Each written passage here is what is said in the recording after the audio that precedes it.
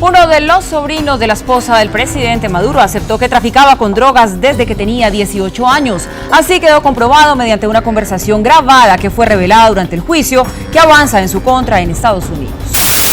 Bienvenidos a una nueva entrega de Expedientes del Chavismo en Pastillas de Memoria.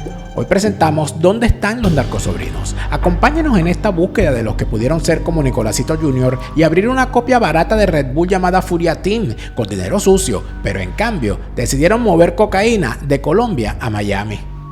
Primeras declaraciones a la DEA habrían afirmado que el transporte de drogas se hacía en conexión con Diosdado Cabello, presidente de la Asamblea Nacional Venezolana, y con Tarek Al-Aissami, gobernador de Aragua y exministro del Interior. Recordaremos su maravilloso arresto que terminó en consecuencias federales y bragas anaranjadas, así como sus emocionantes confesiones que apuntan a la primera delincuente como cómplice necesaria para la obtención de pasaportes diplomáticos y aviones militares. El opositor de Venezuela, Juan Guaidó, llegó hasta Miami tras salir de Colombia. A su llegada al aeropuerto, Guaidó dijo que había recibido amenazas del régimen de Nicolás Maduro contra él y su familia. También recordaremos que ambos narcosobrinos fueron liberados gracias al diálogo falsario de la oposición prostibularia, justo en el mismo momento que Juan Guaidó salió por la frontera rumbo a su exilio dorado.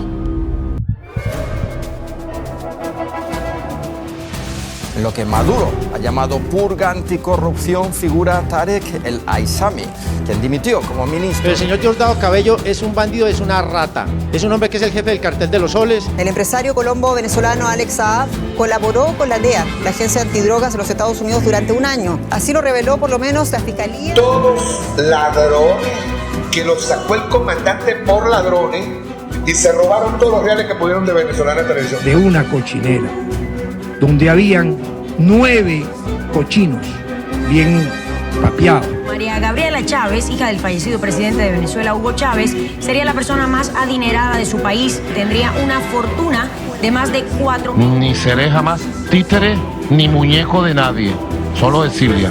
Muñeco es Silvia, el muñequito es Silvia. Sabemos que la revolución bolivariana, la llegada del comandante Hugo Chávez, bueno, fue nuestra venganza personal. Todo lo que significa la existencia de un tumor abscesado con presencia de células cancerígenas.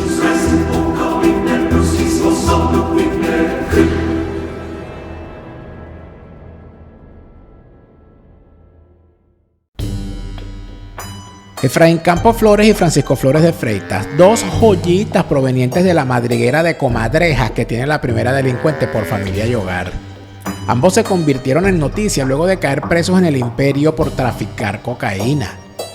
La DEA detuvo a un ahijado de Nicolás Maduro y a un sobrino de su esposa, Silvia Flores, por presuntos vínculos con el narcotráfico. Se trata de Efraín Antonio Campo Flores y Francisco Flores de Freites. Ambos jóvenes habrían sido sorprendidos cuando realizaban un importante transporte de droga desde Haití con destino hacia Estados Unidos.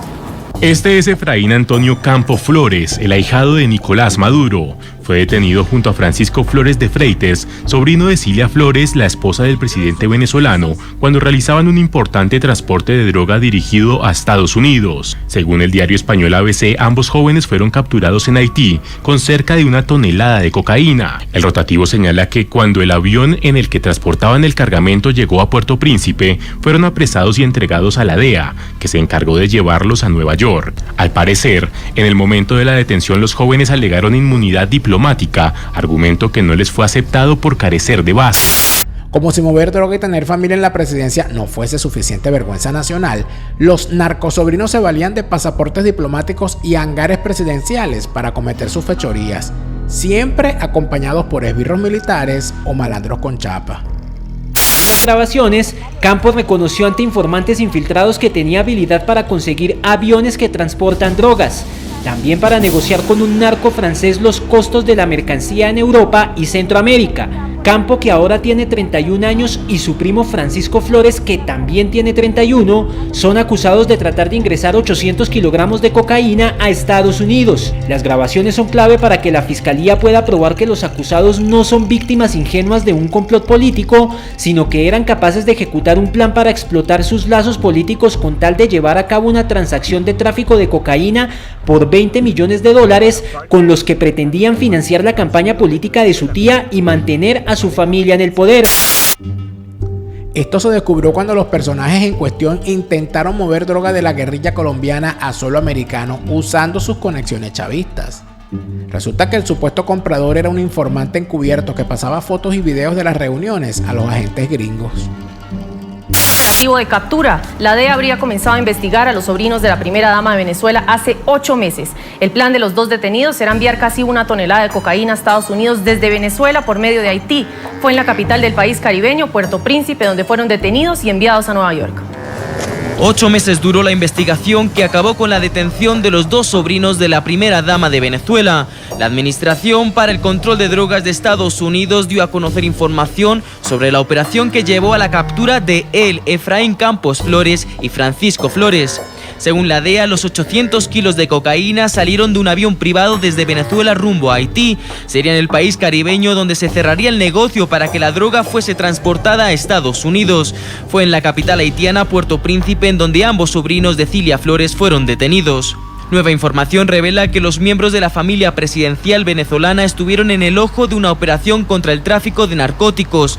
Los sobrinos de Nicolás Maduro habrían contactado en octubre a agentes encubiertos de la DEA en Honduras, a quienes le pidieron ayuda para el transporte de la droga. Según la información revelada, los 2 detenidos habrían enviado a otro informante 2 kilos de cocaína para que éste comprobase la calidad de la droga, que posteriormente sería enviada a Estados Unidos. Esta operación de tráfico de drogas, que fue interceptada en Haití, habría tenido como medio de transporte esta avioneta. Se trata de una Citation 500, siglas YV2030, perteneciente a la empresa recolectora de basura 7B. Dentro, tanto Efraín como Francisco Flores portaban pasaportes diplomáticos, aunque con ellos no pudieron eludir la detención.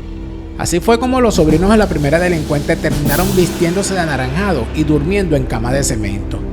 Lástima que llegó la oposición falsaria con sus diálogos prostibularios que fomentan el uso de presos políticos como ficha de canje. Los sobrinos de la primera dama de Venezuela, Cilia Flores, podrían revelar información y así reducir su condena, la que aún desconocen. Según el diario ABC de España, Efraín Campos y Frankie Flores, de 30 y 31 años, tendrían que denunciar a parte de su familia, presumiblemente involucrada en actividades delictivas. Información hallada, al parecer, en las evidencias estudiadas en el juicio.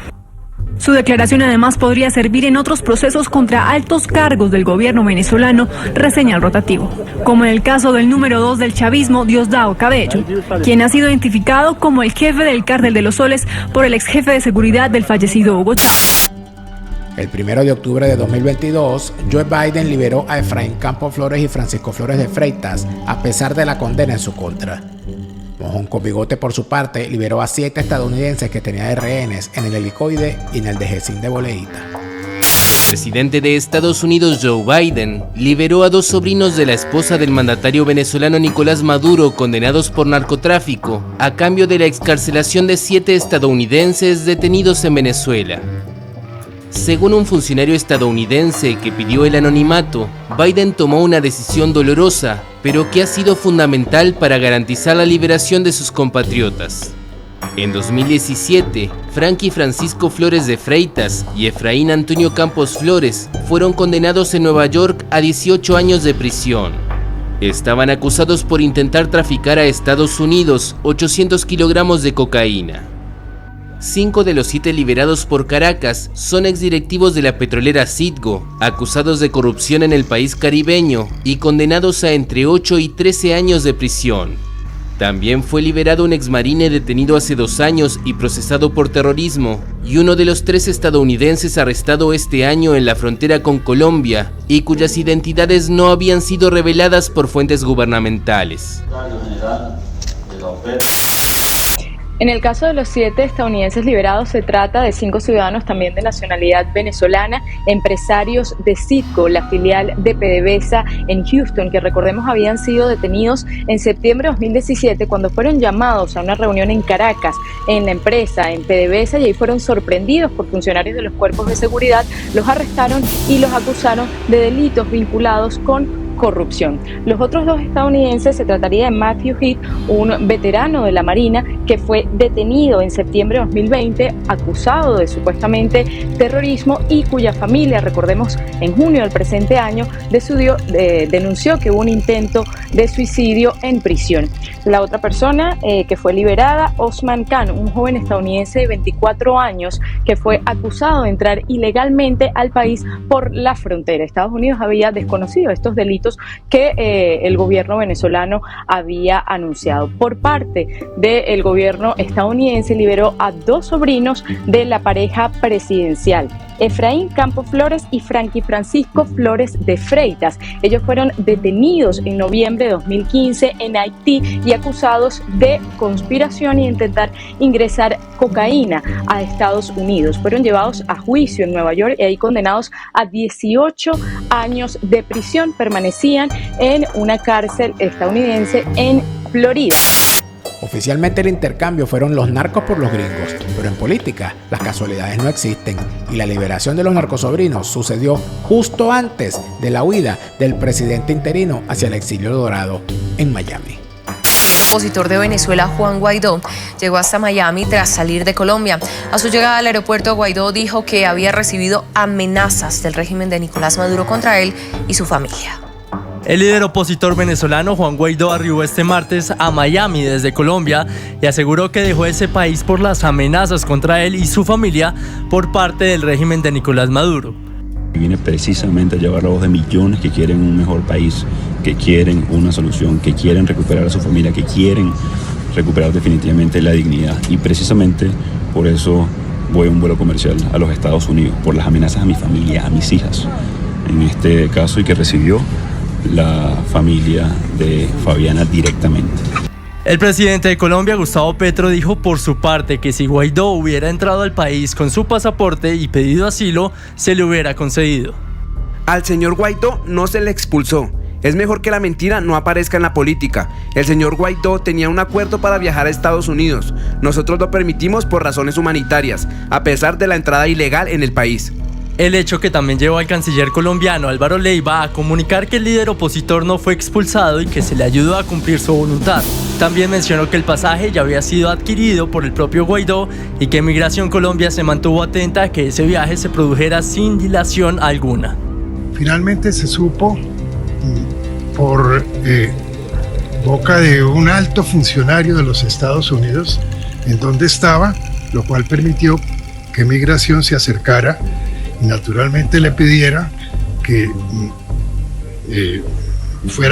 se permitiera ser conducido al Dorado para efectos de salir al exterior prontamente. Fue acompañado por agentes de los Estados Unidos todo el tiempo en el Dorado y el pasaje fue suministrado por los Estados Unidos. ¿Por qué esto? Primero porque había que aplicar la ley, la Constitución y la ley. Migración no se podía quedar quieta. Y segundo, el interés de los Estados Unidos porque el acto de hoy sea absolutamente transparente y naturalmente completamente exitoso.